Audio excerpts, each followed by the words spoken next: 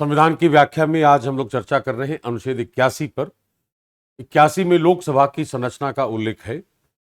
इसके पहले हम लोगों ने बात की थी राज्यसभा की संरचना पर अनुच्छेद 80 में।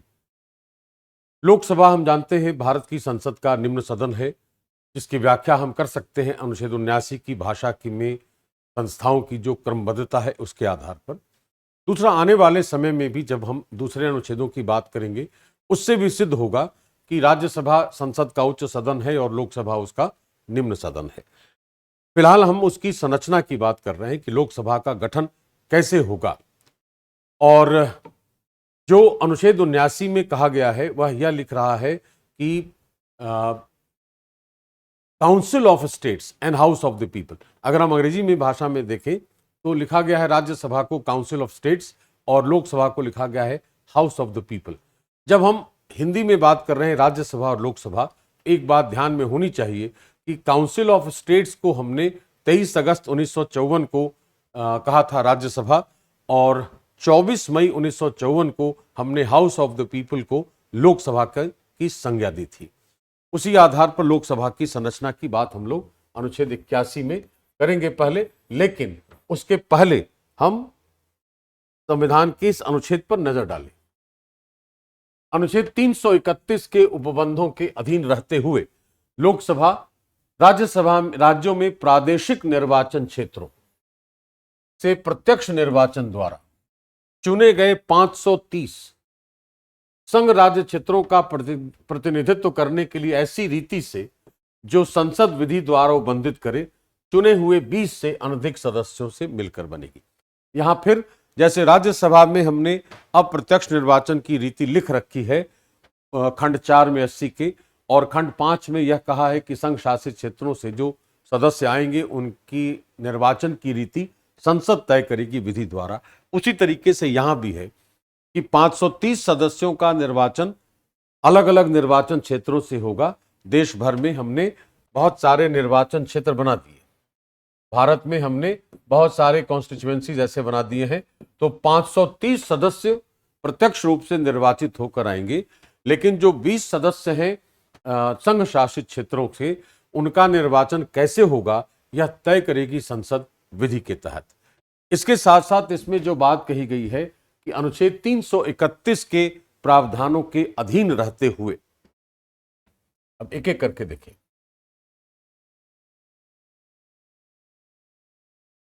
राज्यों से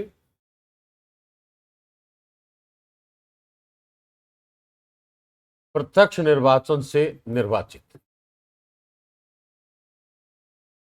530,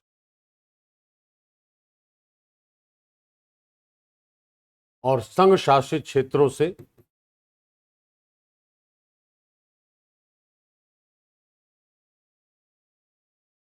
संसदीय विधि के तहत निर्धारित रीति से 20, तो 550 सदस्य हो गए। अब अनुच्छेद 331 में जो प्रावधान था कि आंग्ल भारतीय समुदाय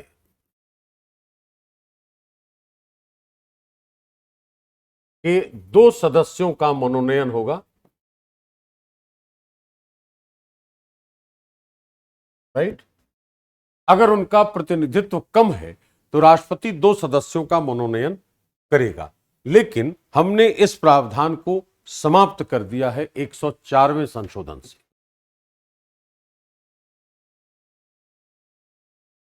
दो 2019 यह समाप्त हो गया है। तो अब हमारे पास 530 प्रत्यक्ष रूप से निर्वाचित सदस्य और 20 का निर्वाचन संघ शासित क्षेत्रों से होगा, जिसकी रीति तय करेगी संसद विधि के तहत, राइट। दूसरी बात यह कह रहा है अनुच्छेद कि प्रत्येक राज्य को लोकसभा में स्थानों का आवंटन ऐसी रीति से किया जाएगा कि स्थानों की जनसंख्या से उस राज्य की जनसंख्या का अनुपात सभी राज्यों के लिए यथासाध्य एक ही हो। तो आधार जो सीटों के निर्धारण का है वो जनसंख्या है, यह हमें ध्यान रखना है। छोटी सी बात है,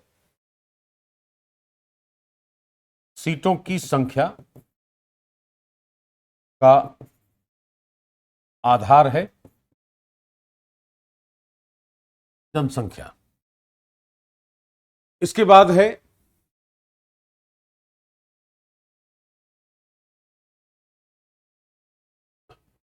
कि प्रत्येक राज्य को प्रादेशिक निर्वाचन क्षेत्रों में ऐसी रीति से विभाजित किया जाएगा कि प्रत्येक निर्वाचन क्षेत्र की जनसंख्या का उसको आवंटित स्थानों की संख्या से अनुपात समस्त राज्य में यथासाथ एक ही हो। सभी राज्यों में यथासंभव बनाया जाएगा वैसे ही, परंतु इस खंड के उपखंड क के उपबंध किसी राज्य को लोकसभा में स्थानों के आवंटन के प्रयोजन के लिए तब तक लागू नहीं होंगे जब तक उस राज्य की जनसंख्या 60 लाख से अधिक नहीं हो जाती है।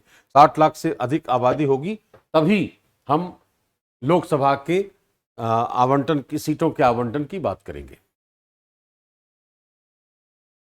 इसके बाद है कि इस अनुच्छेद में जनसंख्या पद से ऐसी अंतिम पूर्ववर्ती जनगणना में अभिनिश्चित की गई जनसंख्या अभिप्रेत है जिसके सुसंगत आंकड़े प्रकाशित हो गए हैं, परंतु इस खंड में अंतिम पूर्ववर्ती जनगणना के प्रति जिसके सुसंगत आंकड़े प्रकाशित हो गए हैं निर्देश का जब तक सन 2026 के पश्चात की गई पहली जनगणना के सुसंगत आंकड़े प्रकाशित नहीं हो जाते हैं, यह अर्थ लगाया जाएगा कि वह खंड 2 के उपखंड का और उस खंड के परंतु के प्रयोजनों के लिए 71 की जनगणना के प्रति निर्देश है।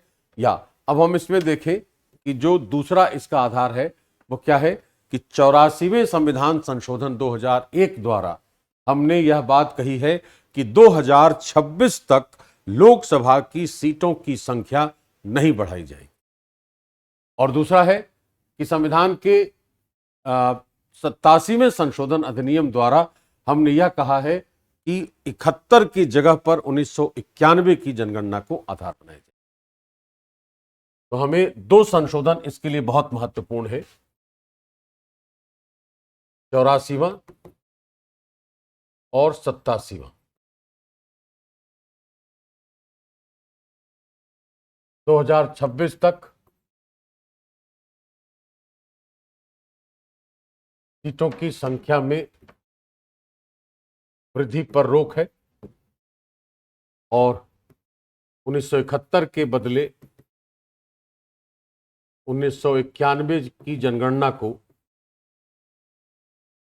आधार बनाया जाएगा, यह उसके अंदर उल्लेख है उसका। अब इस आधार पर हमें इसका अलग अलग आयाम देखना है।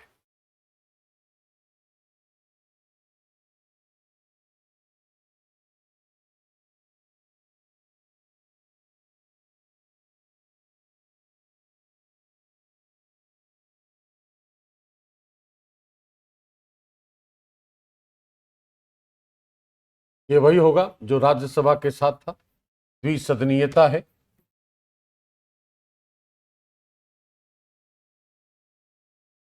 बाइकैमरलिज्म है। दूसरा, ये वाकई प्रतिनिधि लोकतंत्र है।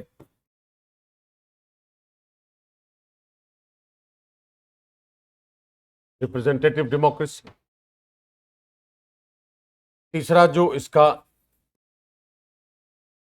प्रशासनिक आयाम है तो क्या है कि हमने देश को छोटे छोटे निर्वाचन क्षेत्रों में बांट दिया है। तो कहा जाएगा राजनीतिक, या इसको ऐसे लिखें, राज्य क्षेत्र का राजनीतिक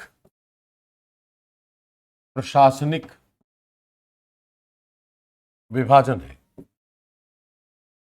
और जो इसका सामाजिक आर्थिक पक्ष है वह है जनशक्ति कहें या जन नियंत्रण कहें या लोकप्रिय संप्रभुता कहें। इन आधारों पर हम इसके सिद्धांतों की समझ रख सकते हैं और इस आधार पर अगर हम अनुच्छेद 79, 80 और 81 तीनों की एक साथ तुलना करें तो अनुच्छेद 79 में द्विसदनी संसद की बात है, 80 में राज्यसभा की संरचना है और 81 में लोकसभा की संरचना है। अब एक बात जो और मैंने कही वो भी ध्यान में रखना है आपको कि जो काउंसिल ऑफ स्टेट्स था उसको 23 अगस्त 1954 से हमने कहा राज्यसभा, और जो हाउस ऑफ द पीपल है इसको हमने कहा 24 मई 1954 से लोकसभा। इस आधार पर हम 2-3 अनुच्छेदों को ऐसे एक साथ जोड़कर भी पढ़ा जा सकता है और अकेले अकेले भी इसकी समझ विकसित की जा सकती है। धन्यवाद।